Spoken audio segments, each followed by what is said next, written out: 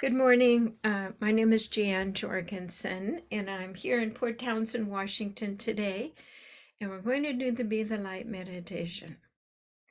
And we always have a theme for the day, and so today I'm here in my tiny she shed. I could touch both walls, talk about tiny home living. And here it is, Maya Angelou.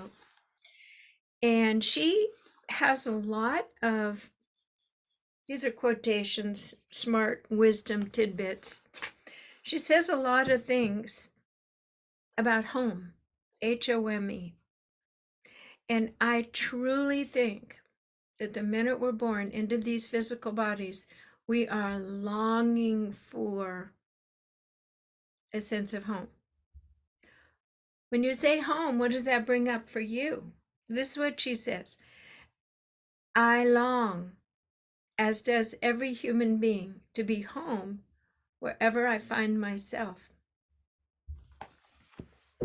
So I think that's what we're doing in the Be the Light. We're finding that place we've been longing for, and going around on the internet, Facebook, Hiereth, Hiereth, that mystical longing for a home long ago, where you have a sense of place, a sense of belonging, a sense of this is right.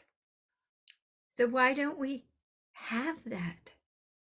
Even if you live in a home with people you love, or your kids come visit you, it's because things on earth, the structures, all the ways of decision making, transportation systems, the way we live, the mortgage system, food dissemination, everything is based on greed and profit, and the opposite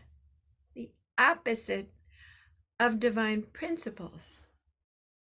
So the minute we are born into a fear-driven social system, and we have to become defensive and reactive. And our parents have lineages of intergenerational trauma and being reactive to being born into a place that essentially is not home and it's not safe.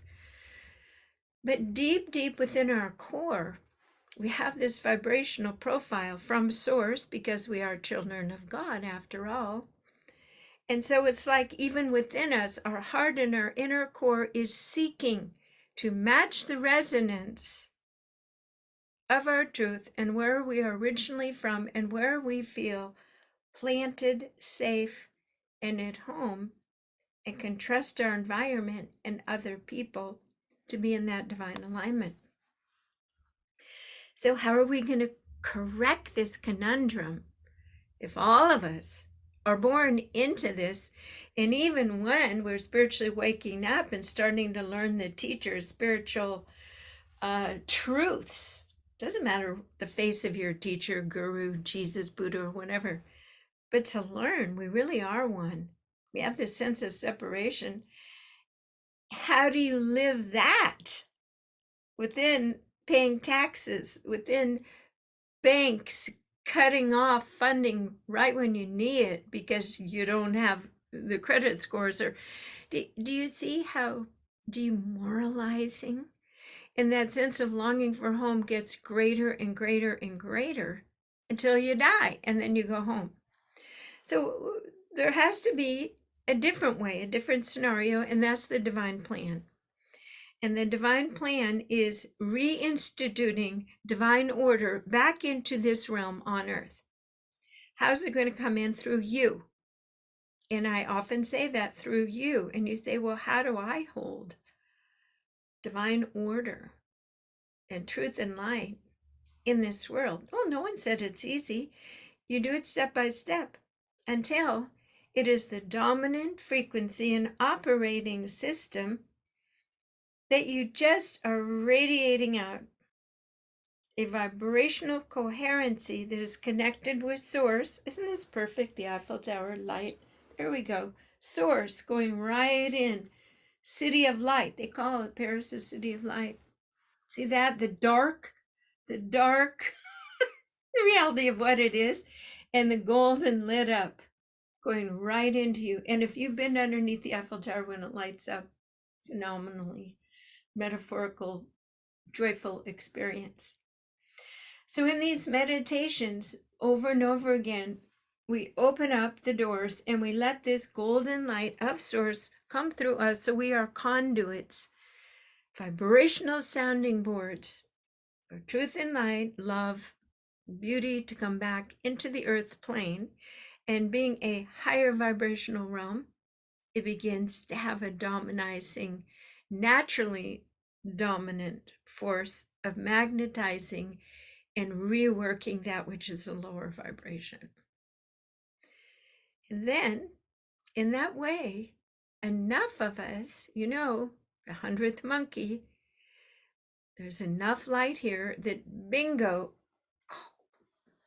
everything is lit up, and people's hearts and minds, the old fear base kind of gently dissipates and melts, and their hearts open to love. You hear about it all the time. People have a spiritual experience, they believe, they join a church, or they become a nice person.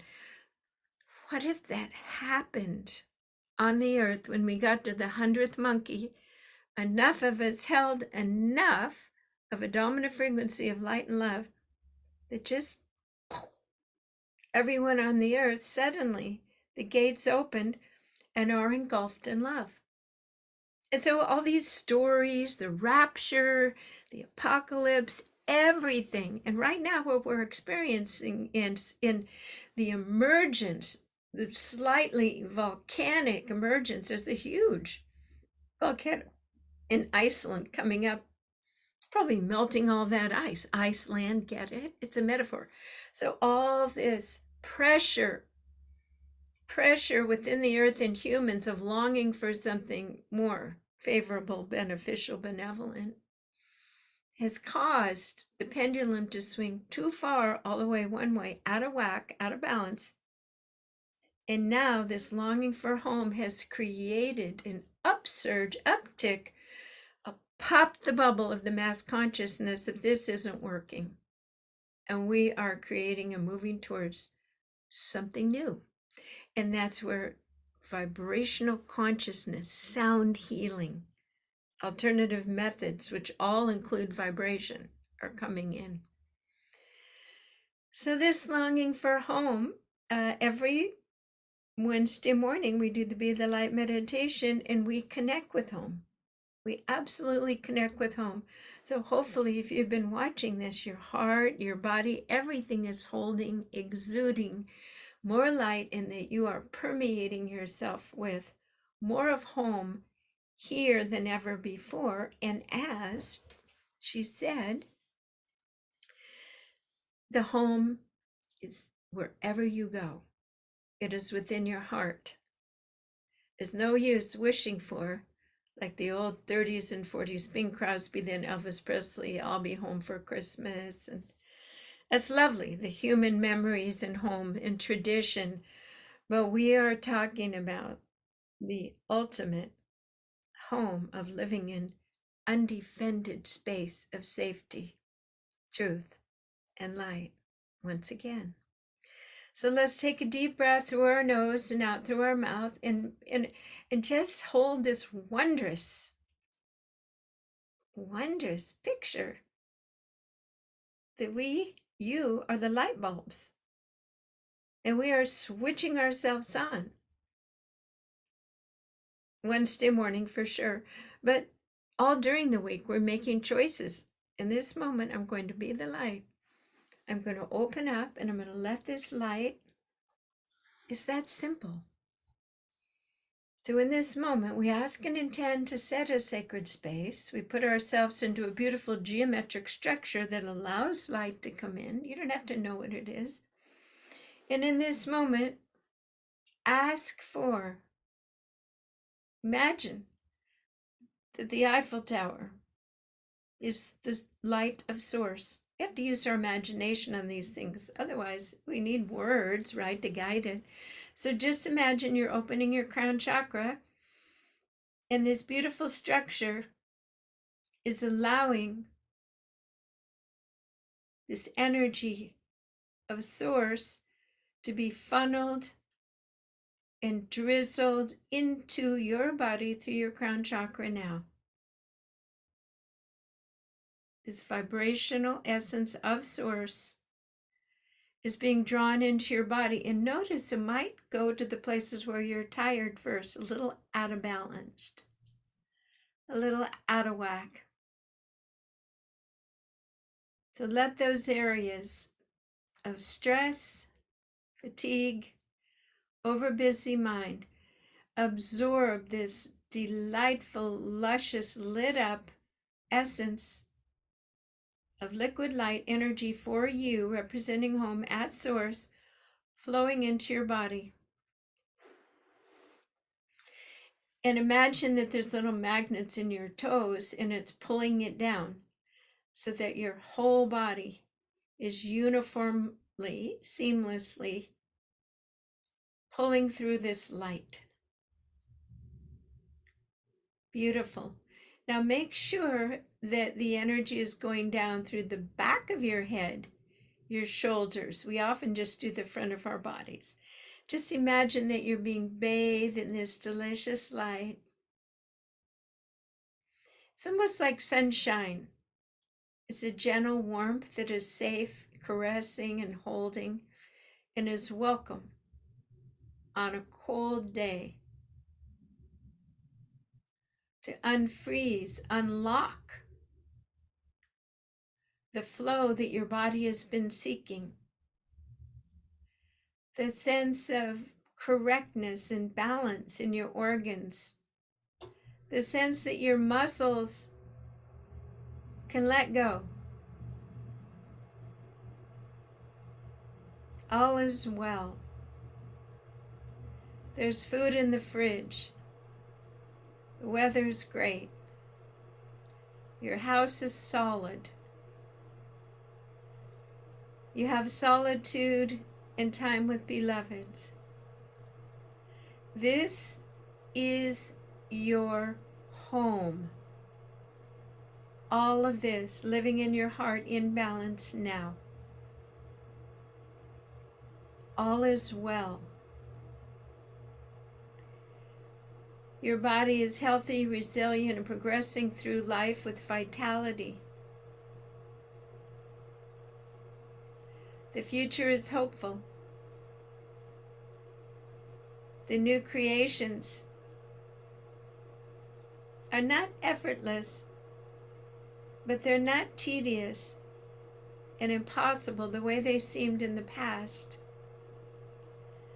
Because you see other relaxed beings open to the light and the creative force of assistance and support to create the new sense of home on earth, the forms, the communities,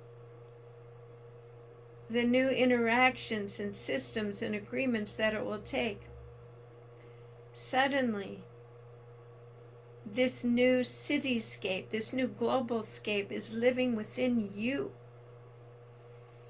within the geography and the goalposts of your body. As this is being instilled, the divine plan, into your body, you will easily come out in natural ways to co-create and speak about the future. So in this moment, taking a breath all the way down to your toes, be sure it's like a fresh new chance. It's like regrowing the grass that has been tattered, tired, orange, and burned. And it's as if your whole body is growing a beautiful new, dewy, soft green grass. And of course, green grass represents the perfect place for your home to reside. Your home in this blessed, refreshed growth of home. Beautiful. So feel all of this in your body, and knowing that it might not be a specific plot of dirt on earth, but you are carrying all that this entails, this home. Your whole body is your home. Its green grass represents your ability to seed new visions, thoughts, and creations wherever you go, for more home to be created for others.